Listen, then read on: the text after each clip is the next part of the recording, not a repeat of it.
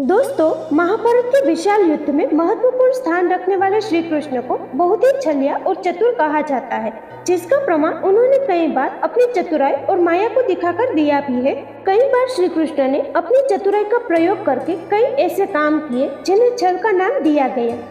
तो आइए आज हम आपको 5 ऐसी कहानी बताते हैं जिनमें श्री कृष्ण ने अपनी चतुराई का प्रयोग करके पांडवों और धर्म को महाभारत का विशाल युद्ध जीतने में सहयोग प्रदान किया। पहला, कर्ण के दिव्यास्त्र से अर्जुन को बचाया श्री कृष्ण ने। अर्जुन को देवराज इंद्र की संतान माना जाता है, जिससे इंद्रदेव को महाभारत के युद्ध से पहले डर था कि जब तक कर्ण के पास कवच और कुंडल है, अर्जुन कर्ण से जीत नहीं पाएगा। कर्ण को बहुत दानशील माना जाता था, जिससे इस डर को दूर करने के लिए इंद्रदेव ने ब्राह्मण का वेश धारण करके कर्ण से कवच और कुंडल दान में ले लिए और कर्ण से प्रसन्न होकर उसे एक दिव्यास्त्र दिया। दिव्यास्त्र को देते समय इंद्रदेव ने कर्ण से कहा कि इस दिव्यास्त्र का प्रयोग सिर्फ एक बार ही किया जा सकता है। कर्ण ने इस दिव्यास्त्र को यह सोचकर संभाल कर रख लिए कि इससे ही वो युद्ध में अर्जुन का वध करेंगे। श्री कृष्ण जानते थे कि जब तक इंद्र का दिया हुआ दिव्यास्त्र कर्ण के पास है, पांडव उसे नहीं हरा पाएंगे। अर्जुन कर्ण का सामना भी नहीं कर पाएगा, जिससे श्री कृष्ण भीम के पुत्र घटोत्कच को युद्ध में लेकर आ गए, जिससे कौरवों की सेना में हाहाकार मच गया। कोई भी कौरव योद्धा घटोत्कच का सामना करने में समर्थ नहीं थे, जिससे दुर्योधन के कहने पर कर्ण ने उस दिव्यास्त्र का प्रयोग करके घटोत्कच का वध कर दिया, जिससे श्री कृष्ण ने कर्ण के दिव्यास्त्र को घटोत्कच पर प्रयोग करवाकर अर्जुन को बचा लिया।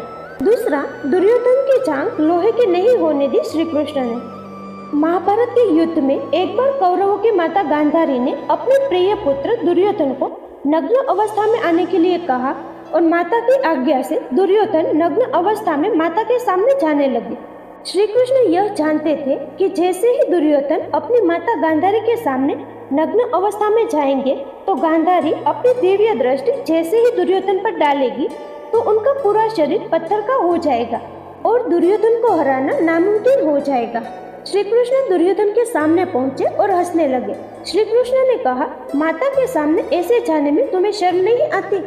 और श्री कृष्ण की बात सुनकर दुर्योधन ने कमर के नीचे केले के पत्ते बांध लिए। पत्ते बांधकर जब दुर्योधन माता गांधारी के सामने पहुंचा और जब गांधारी ने अपनी दिव्य दृष्टि दुर्योधन पर डाली तो दुर्योधन का पूरा शरीर जांघ को छोड़कर पत्थर का हो गया, जिसका फायदा बाद में श्री कृष्ण ने भीम को उकसाकर दुर्योधन की जांघ पर प्रहार करवाकर दुर्योधन को घायल करवा दिया था। श्री कृष्ण ने गदा युद्ध के नियम तोड़ने के लिए भीम को उकसाया। महाभारत के विशाल युद्ध में धर्म को जिताने के लिए कई चालाकी और छल हुए, जिसमें एक चालाकी श्री कृष्ण की यह थी कि उन्होंने भीम को दुर्योधन की जांघ पर प्रहार करने के लिए उकसाया था। जब भीम और दुर्योधन का युद्ध हुआ तो भीम के गदों के प्रहार का दुर्योधन पर कोई प्रभाव नहीं हो रहा था, क्योंकि दुर्योधन की जांघ को छोड़कर उसका पूरा शरीर लोहे का बन चुका था। तब श्री कृष्ण ने भीम को गदा युद्ध के नियमों के विपरीत भीम को दुर्योधन की जांघ पर प्रहार करने को उकसाया, जिससे भीम दुर्योधन को घायल कर पाए। गदा युद्ध में महाभारत काल में नियम हुआ करता था कि कोई भी एक दूसरे के कमर से नीचे वाले हिस्से पर प्रहार नहीं कर सकता है, लेकिन श्री कृष्ण ने नियम तोड़कर भीम को प्रहार करने के लिए उकसाया, जिसके लिए उन्हें बड़े भाई बलराम के क्रोध का सामना भी करना पड़ा था।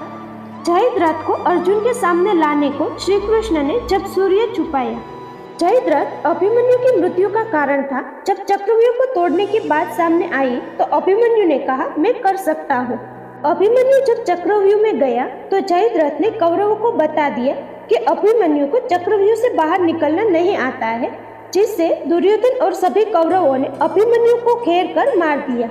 जब अर्जुन को यह बात पता चली तो अर्जुन ने प्रतिज्ञा ली कि अगले शाम तक अगर मैं जयद्रथ को नहीं मार लेता तो मैं स्वयं अग्नि में समाधि ले लूंगा।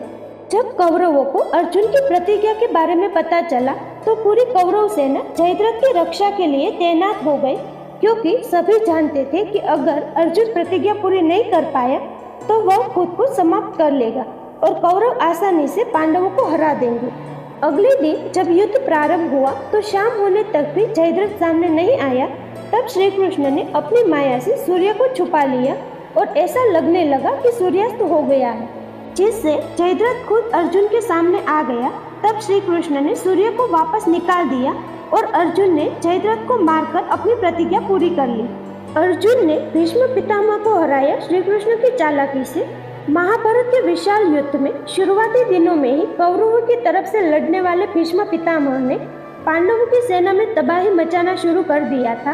पांडवों का भीष्म पितामह को हराना बहुत मुश्किल होता जा रहा था और सबसे जरूरी था कि भीष्म पितामह को रोका जाए। श्री कृष्ण ने पांडवों को शिखंडी का राज बताया और युद्ध में शिखंडी को लाने के लिए कहा, क्योंकि शिखंडी पूर्व जन्म में राजकुमारी अम्बा थी जो भीष्म पितामह से बदला लेना चाहती थी। भीष्म पितामह जानते थे कि शिखंडी राजकुमारी अम्बा का ही पुनर्जन्म है, जिससे वो शिखंडी को पुरुष होने के बावजूद महिला ही मानते थे। शिखंडी को देखते ही भीष्म पितामह ने अपने शस्त्र रख दिए, क्योंकि भीष्म पितामह ने प्रण लिया था कि वो किसी महिला पर शस्त्र नहीं उठाएंगे। इस बात का फायदा उठाकर श्री कृष्ण ने शिखंडी को अर्जुन की ढाल बनाकर अर्जुन को प्रहार करने का आदेश दिया और अर्जुन ने भीष्म पितामह पर बाणों की बारिश कर दी, जिससे वो बाणों की शैया पर पहुंच गए और श्री कृष्ण ने अपनी चतुराई से पांडवों की सेना में होने वाली तबाही को रोक लिया।